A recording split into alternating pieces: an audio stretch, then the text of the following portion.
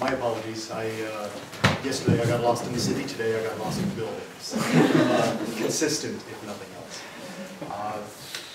I will try to speak slowly and clearly through this, but if there are any questions, maybe stopping in the middle of a slide would be better for questions if a translation is needed or something to that effect. So please feel free to interrupt for clarification. This is for the workshop later on today, if anybody wants to download the software that we'll be using. I think the link was circulated earlier, but you can take a look at it now. It's a free software, so.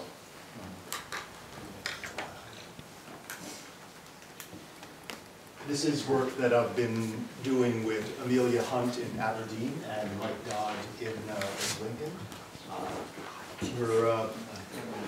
I'll start off with the background. We all know that we make eye movements roughly 3 times every second, but I'd like to dig a little bit deeper into why we make those eye movements and what goals we have when we make those eye movements and whether those goals change.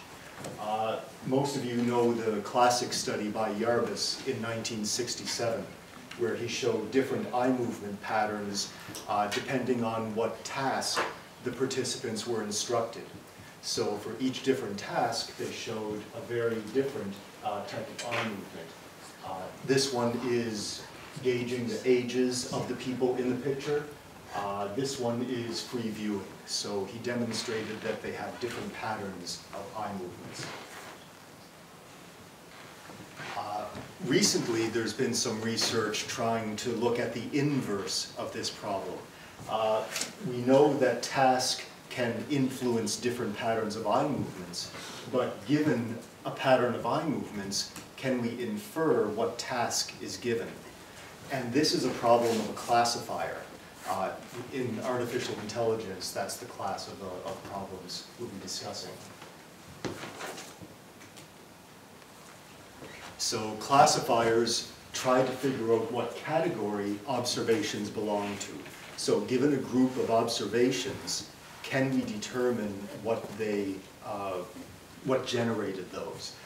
Some other examples, given a number of emails, can we determine if they're spam or not? Given a data packet, can we tell if it's a denial of service attack? Given an MRI, can we determine if it's a tumor or not? And Jeremy Wolf spoke of that yesterday. Given saccades, can we tell what task the participants were given? These are examples of supervised learning. Supervised means we know beforehand how to associate the task and the observations. Other ones are unsupervised, where we don't know the classifications beforehand, like the SETI signals, the search for extraterrestrial intelligence. We don't know what that signal will look like, so for classification in that problem, we don't have pre-known classes. But I'll only be talking about supervised ones today. No aliens in this lecture. So there's been a few attempts on this already. Michelle Green in Jeremy Wolf's lab was one of the first ones to look at this question. And they used, I've broken down the attempts into what algorithm they used. We've had linear support vector machines. Bori et al. used a boosting algorithm. And Shinkavera et al. Used a naive Bayes algorithm, and that's the one I'll be talking about today. For tasks, Green et al. Used, one task was memory, so memorize the picture, and other 3 tasks were determine the age, the wealth, or the familiarity of the people in the picture. Bori used the same tasks as Green to try to replicate, but also the Yarbus original tasks. And Shinkavera et al. Used reading, search, and a memorization task. So Green et al. In the first example weren't able to successfully classify the task based on the eye movements, observing people's eye movements. But Bori et al. And Shigevara et al. Were able to do that classification. And part of what they discovered was that the task matters, so some tasks are easier than others. The Yarvis tasks turned out to be much easier to classify than the green tasks. And also that algorithm matters. The linear algorithm that green used wasn't able to work, but naive Bayes and boosting had much better success. Also, the type of observations you use matter. When they used mean saccadic data, the response time, the latency of the eye movements, those data worked very well. But as Bori found, if you use spatial data, so whether they look at a certain part of the image, that only works for particular images, because that doesn't translate very well across different types of images. If I'm trying to figure out what someone is doing in a picture of this room, I can tell that people who look at the faces are in very specific locations. But if I try to transfer that into a picture of the outdoors, there are no faces out there, so that spatial information doesn't help as much. So spatial observations only help within a certain type of image.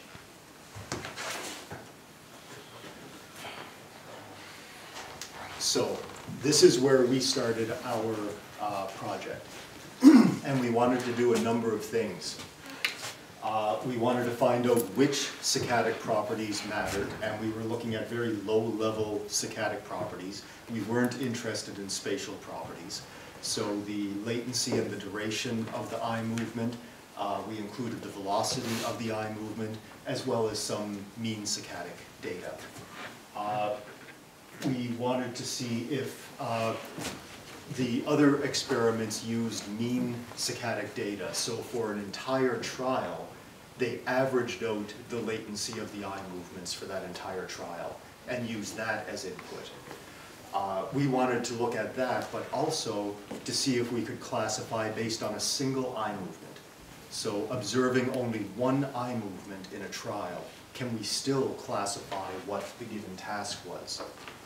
And finally, if we use a good algorithm for this and get a good success, then we might be able to use this as a start of a computational model for visual search and eye movements in many different tasks.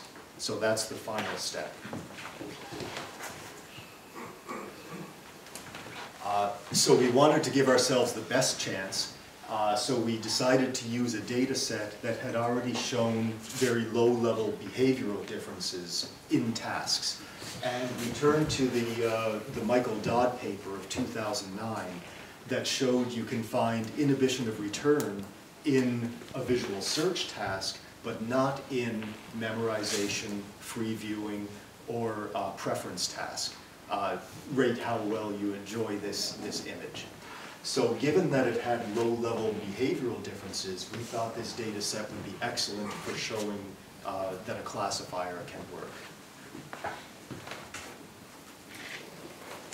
For algorithms, we used Bayesian networks, considering one of the other papers had success using a naive Bayes. And also, I'm a big fan of the software that produces these, the Genie program that we'll be talking about later. All of the networks that were built in this study were using the software that we'll talk about later on today. We also used an augmented Bayes algorithm that tries to add some structure to the classification. So for those of you that aren't familiar with Bayesian networks, the task or classifier is at the end of the beginning of the arrows, and the end of them are the observations. So here we have the condition or the task, and here are the eye movement properties. Causality goes forward along the arrows, but inference goes backwards along the arrows. So we're saying that task or condition is causing these patterns of eye movements. But given these patterns of eye movements, we want to infer what the task is. And this one is similar, except that it tries to find out the information, how those eye movement properties are correlated, how they're connected. A naive Bayes assumes all of those saccadic properties are independent. So there's no correlation between the velocity and the amplitude of an eye movement. It makes that assumption. Whereas this algorithm tries to learn those correlations first and use that to improve the algorithm. So the first one was using a naive Bayes using the average eye movement data for an entire trial. This is very similar to the Shigumera paper. And we wanted to start with that because the averaging the eye movement data should reduce the noise of any individual eye movement. So we got a very successful classifier for this. So given all of the eye movements, we were able to successfully classify or predict what task generated those eye movements 46% of the time, with 25% being chance. On average, you can guess 1 in 4 tasks 25% of the time. The individual tasks differed though. The viewing task and the search task had very high accuracies. We were able to predict those much higher than 50% of the time. The memorized task, we were still above chance on that one. We were able to predict that one above chance. But the preference task, we were only able to stay at chance, so we weren't able to predict preference above chance. This is called a confusion matrix. So you read this with the diagonals being the accurate predictions. So we were able to predict view as a view task 68% of the time. But 12% of the time we predicted it as memorize. So it not only, the diagonals tell you our accuracies, but the other cells tell you information about what types of mistakes the classifier made. So our first attempt produced a very good classifier. Then we tried to improve it with the augmented Bayes algorithm.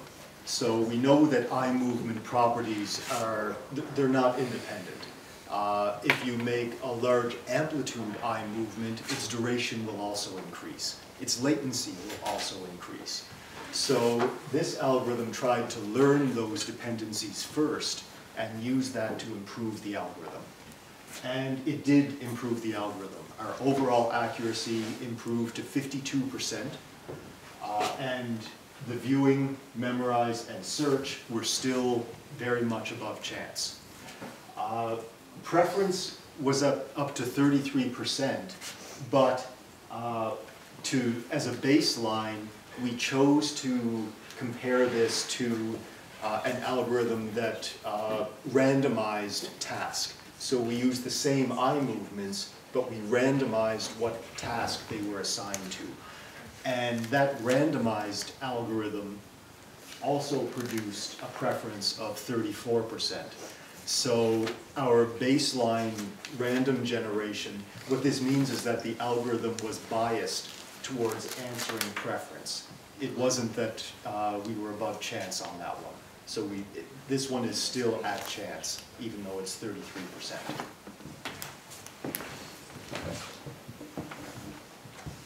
So this was with average eye movement data for an entire 6-second trial. So 6 seconds worth of eye movements went into each of those observations and predictions. But given a single eye movement, so the very first eye movement in a task, or the third eye movement, or the 10th eye movement, are we still able to determine what task it is? There's a lot more data to input, but there's a lot more noise as well. But even with this algorithm, we were above chance for the overall 35% accuracy. So our classifier was still accurate, but we were only able to classify 2 of the tasks, viewing and search, given a single eye movement. But this was one of the ones we expected, because remember, this data set showed that you can find inhibition of return in search tasks, but not in any of the others. So we are getting some good data that at least some tasks can be classified using very, very little data. So we do conclude similar results to some of the other papers. Task matters. We were able to classify 3 of the 4 tasks consistently, but not preference. So preference tasks don't seem to have predictable behaviors. Joe, what's exactly the preference task? What is the instruction to the observer? The instruction was to take a look at this image for 8 seconds and rate it from a scale of 1 to 7 on how well you like it. Just like, yes. Thank you. Just a simple Likert scale. Algorithm also matters. We were able to improve our accuracy by adding some Bayesian structure and some knowledge about eye movements. Observation properties matter. One property of eye movements that we used that turned out to be very important was the velocity of the eye movement. So the peak velocity of the saccade turned out to be a very, very strong predictor of task. So that was one we were impressed with. And each saccade matters. So even given a single eye movement, we can predict some tasks. So, that single eye movement, was it exactly first movement or some random one? Any of it. Exactly. We input all of the eye movements from all so trials. Every single one? Yes. On average, we can predict. So it doesn't matter if we take first or the last? We didn't take a look at a split like that to see which ones had a stronger classifier, but that's a good suggestion. We might take a look to see which one. Many studies have shown that the first half a second of eye movements show a lot of information of what your performance will be in that task.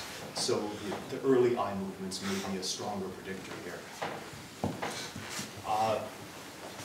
So one thing that Bayes networks are very good at, they're called generative models. So if you remember that earlier image, we said that the task generated those eye movements. So given the assumption that this is a generative model, we can include this as part of a larger model where the internal state or task of a participant generates a different distribution of eye movements. And we randomly select from that distribution to produce this different set, this different performance, this different behavior. So we wanted to build a model based on this, and we went through a couple of steps. The first thing we decided was that the task or instruction that was given is probably not the same as a participant's internal state. No matter what you tell participants, sometimes they will do their own thing. So we wanted to see if we could determine what that internal state was. And this is an example of what I said earlier of an unsupervised learning algorithm. So we have all of these eye movement properties for 17,000 saccades. Can we group those in such a way that it looks like they were produced by very distinct internal states? And this is called a clustering problem. So without any information about the task that was given, we see which groups of those eye movements are similar to each other. And we statistically group them into clusters and assume that those are the internal states that are generating those eye movements. First, we have to find out what number of internal states there are, because there may be different states than 4. And to do that, we used an algorithm called Dunn's index. This is a statistical measure of how good a grouping is. So if we group those eye movements together, how cohesive a single group is and how much separation there is between groups. That's what Dunn's index calculates. So we calculated Dunn's index for every number of groups between 2 and 14. And the lowest number of, the lowest of Dunn's index was at 6. So we decided that 6 was a good number of internal states to generate these particular group of eye movements. We then did a clustering of those 6 groups, and there's 2 nice algorithms. Well, salmon projection is a way that you can do a nice visualization of your clusters in 2 dimensions. So saccades have many dimensions to them. There's the all of the properties I mentioned: the velocity, the duration, the latency. All of those things make for it's called a high-dimensional data set. Each one of those properties is a different dimension. But salmon projection allows us to portray those clusters in 2 dimensions, so we can draw them on a nice screen. This is the top one is a salmon projection of solid clusters. And this is a projection of fuzzy clusters where the borders are allowed to overlap. So this is just showing that the clusters do seem to be solid groups. You can tell the edges of the different colors of the different clusters. So the eye movements do seem to be in very distinct groups when you look at them with this salmon projection.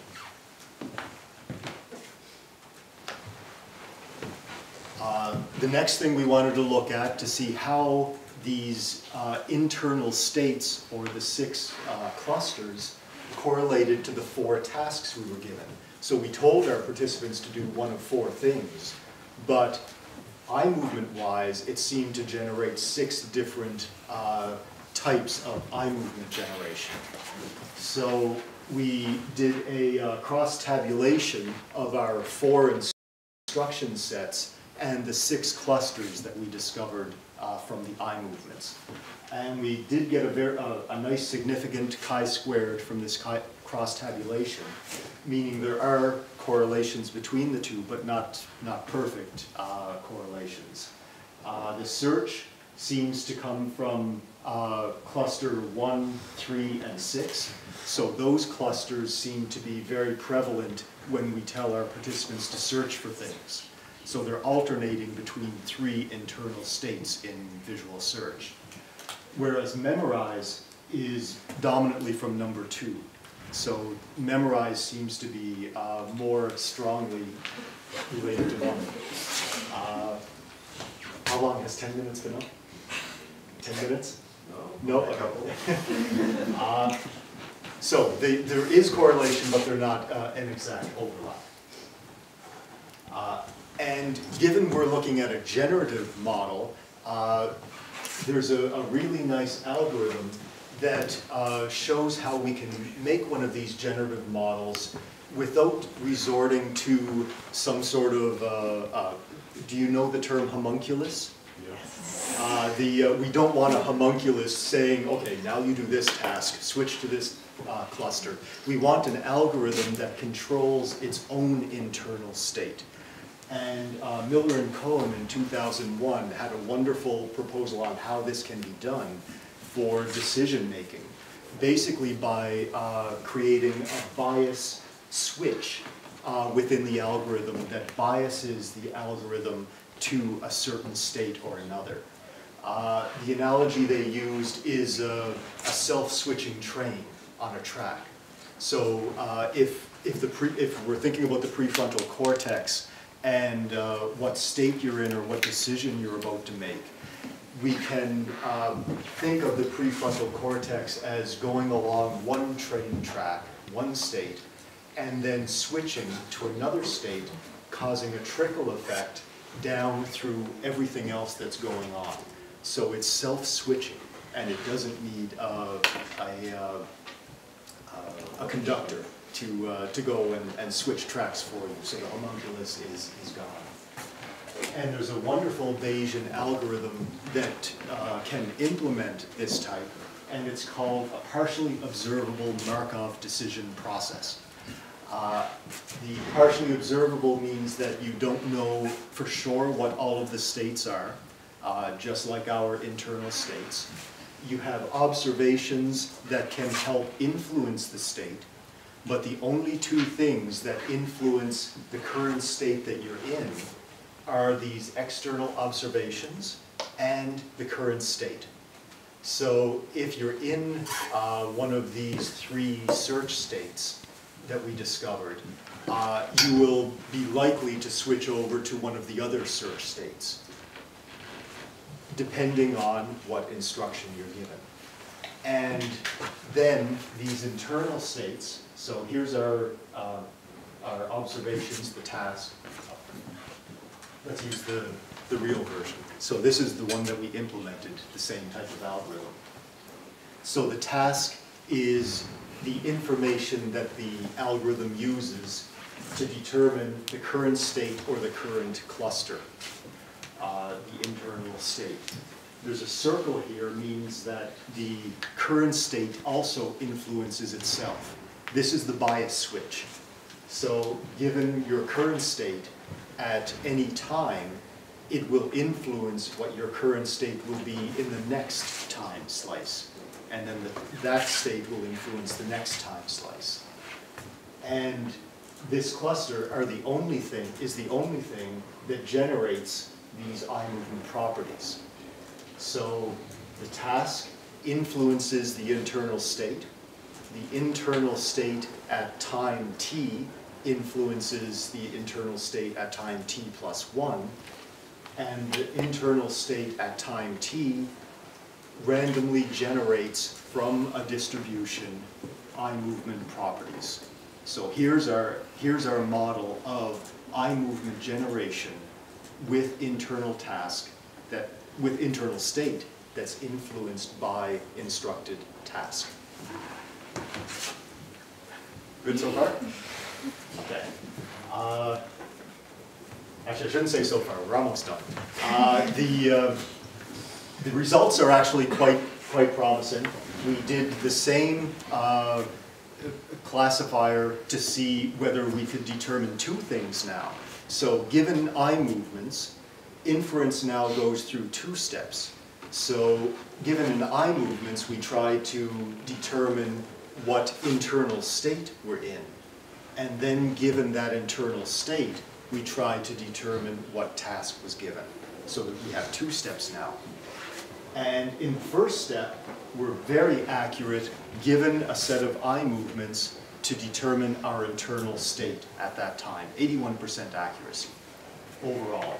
And even given that single internal state, we're still above chance determining what the instructed task was. And again, viewing and search are the highest predictive accuracies on this one. So both steps of our overall model of saccade generation seems to be working fairly well. Wait a second. Let me go back for sure. This first table, accuracy of what? Do we try to guess the state observing the data generated by model or what? Yes. We use a cross-validation technique, so we train on a certain percentage and then test on new data. So we don't test on the same data that we train the model on. It's called a tenfold cross-validation. So you hold out 10% of the data to make sure that you're properly learning the algorithm. Sorry, and how exactly do we train that? We do not know what internal state is in real data.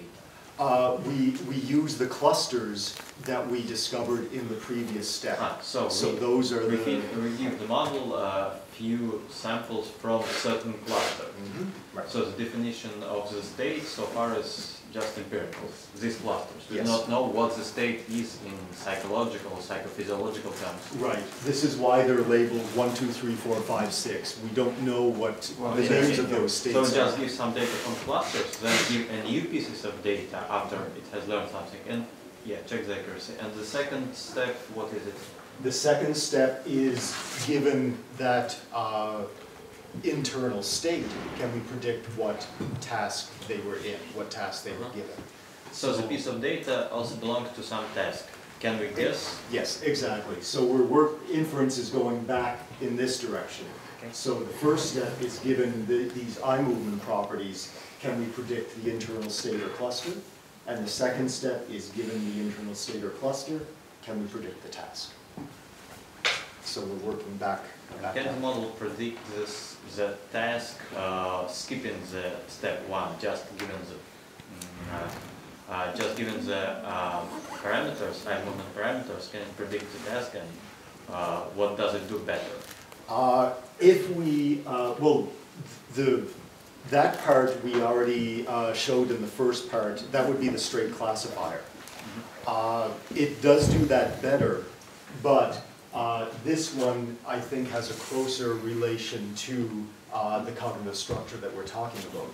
So yes. that one is less precise in guessing the task, but it's more precise, it's closer to real processes and its structure. Exactly, exactly. And this is why we switch from a classifier to a model. So we're trying to model the way that it works to choose these, to generate these data. Let's let Joe finish, and then we will have some more. Sorry. Well, that's fine. That is pretty much done.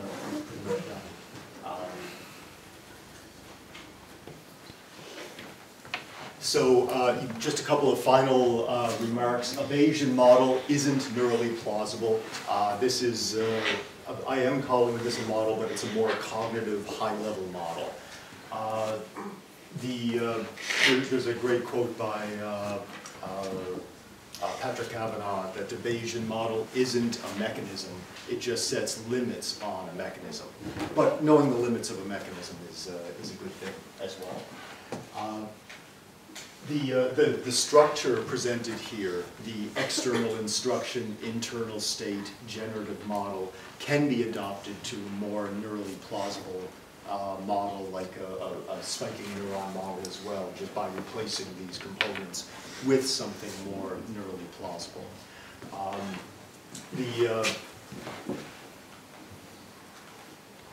Basically, you're looking at instruction, maybe prefrontal cortex, and frontal eye field, superior colliculus, that area. So you can break this down into a more neurally plausible model.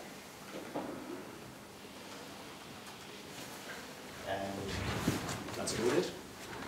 So conclusions are we succeeded. But we can return to questions. There's some good. Время на вопросы, вы можете задавать их либо по-русски, тогда я переведу, либо просто по-английски.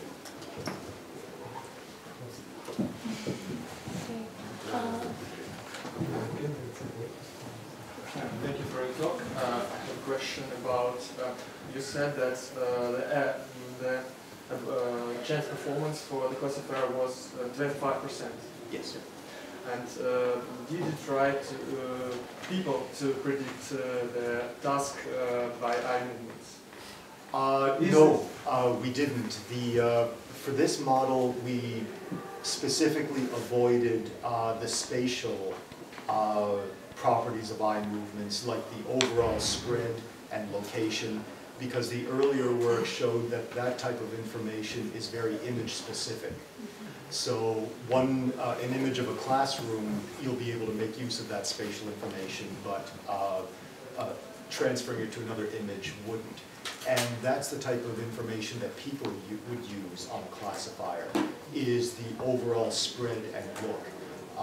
I don't think people would be very good at using low-level latency information to predict task. So that's why we didn't compare it to human performance. And they use different strategies. One more question, if possible.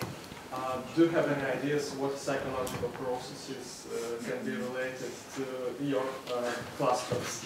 I have given it some thought. This is a lot of these Bayesian algorithms are they're called hidden nodes, and this is where the illusion comes in. We have hidden nodes in our algorithm because we don't always know a label for those nodes. I would guess that some of them would, at least one of them, that's dominant in many of the algorithms I would call something like an inspection, where it's just viewing to gather, extract information. So for example, this one, number 2, which has a lot of overlap with all of our instructions, might be something like inspect or gather information, because that's common with all of them. Other ones that are unique to one or another, this number 6, or this one here for number 5, viewing.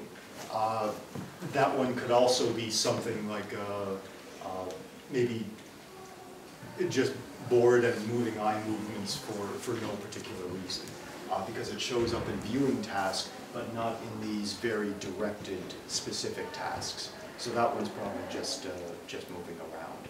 But other than that, we're not quite sure.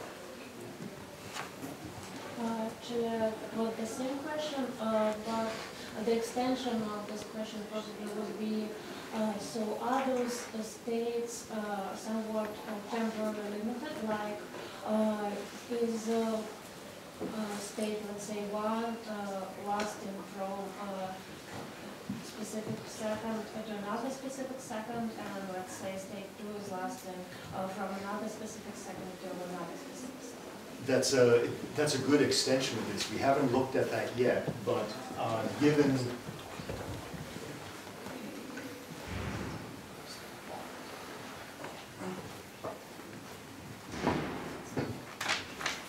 given this model, we could input another variable here saying first, second, second, second, third, or fourth, or fifth, or sixth. And if that improves the accuracy of this, then yes, these states can be seen as being temporally significant. Right now, the order is included because this is a temporal model. The generic time at the current state influences the following state. So we know the order of these states has an impact, but not the absolute time. So it's relative time that's included right now, but not absolute. But that's a good idea too. Small question. Can you fail but to notice that, can you show the slide with the last model of the goal? Which model? Final. It's called final model accuracy. So when we are looking at the second step, it is quite noticeable that you have the red cells with the low chance performance. Could you say something about it? Sure. When you have a classifier, sometimes it becomes a biased classifier. So you can see on this one that it prefers to answer search, even when it's not search. So the classifier learned that it can increase its overall accuracy by saying if it's unsure, it just picks search. That was a strategy that it learned during the training. And because of that, we have a couple of instances, memorization and preference, that ended up the low chance. So the bias shifted it towards one class and away from others. We could switch this to try and make it an unbiased classifier that more evenly distributes chance, but the overall accuracy is what we trained it on, so it was optimizing the overall accuracy, which did end up above chance, but at that cost. I may try play around with an unbiased one to see if we can get that. And it seems that both this model and the one you showed before, they're all biased in favor of search. Yes, some of the, especially for memorizing preference, if it's unsure, then it goes over. But that does make a little bit of sense.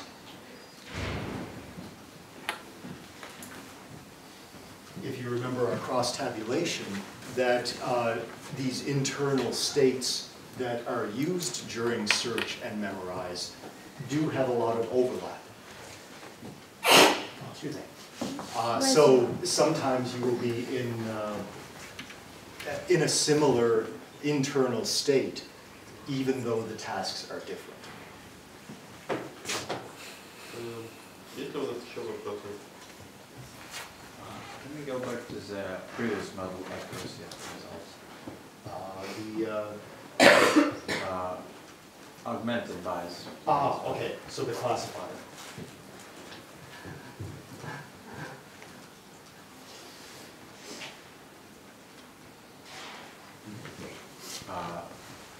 It is worse at, it has the worst results for the preference task. Mm-hmm. Do you have some explanation why is it? It's just the model is biased in some way, or there are more, some more explanations to it? Why is it the worst? For this one, preference on all of our models was one that we weren't able to do above chance. So it could be that when we jump ahead to this one, that preference tends to have a lot of overlap in these internal states with other tasks. So when we ask someone to generate their preference, they tend to choose internal states that are very similar to other tasks. And this coincides with some of the other literature where there were tasks that they weren't able to accurately classify. And even I think it was the Bori paper that showed different tasks can be predicted better than others. So the green tasks, they barely get above chance prediction. But the Yarbus task, they're able to predict, able to classify very well. So some tasks just look very much like the others. So task really does matter. Some, I suspect, we will never be able to classify just using eye movements. Sorry, we have no more time, but you can ask your question during the talk. Thank you very much. It was a beautiful talk.